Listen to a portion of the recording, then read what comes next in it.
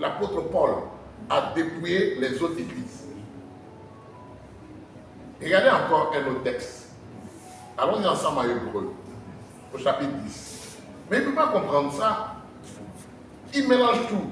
Entre le fait que l'apôtre Paul ait renoncé. Mais vous voyez que dans 1 Corinthiens 9, il dit, si certains usent de ce droit-là sur vous, n'est-ce pas nous dans lui? On l'a mentionné un peu plus haut. Oui. Il dit, mais les frères du Seigneur et les apôtres ne travaillent pas. Il a dit ça. Parce qu'ils jouissent de ce droit d'onction. Bien entendu. Okay.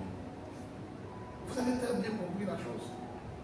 Mais cet homme qui prétend être dans le ministère depuis 1996, à partir de 21 ans, on lui demande de produire des images, il nous montre une de ses prédications devant une chaire.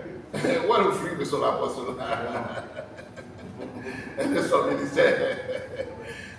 Mais ça montre, et puis il se présente comme un défenseur des droits des chrétiens.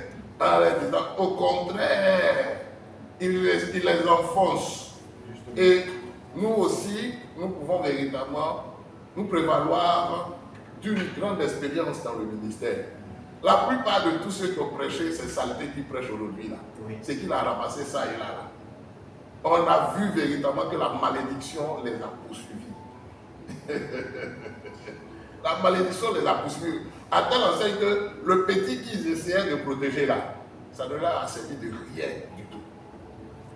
Voilà pourquoi nous pouvons parler de cela tranquillement. Parce que les fils de Dieu qui croient en ce mystère-là, ils prospèrent financièrement. Le Seigneur fait des merveilles. Hébreux chapitre 10. Regardez ce qu'il dit ici. Hein.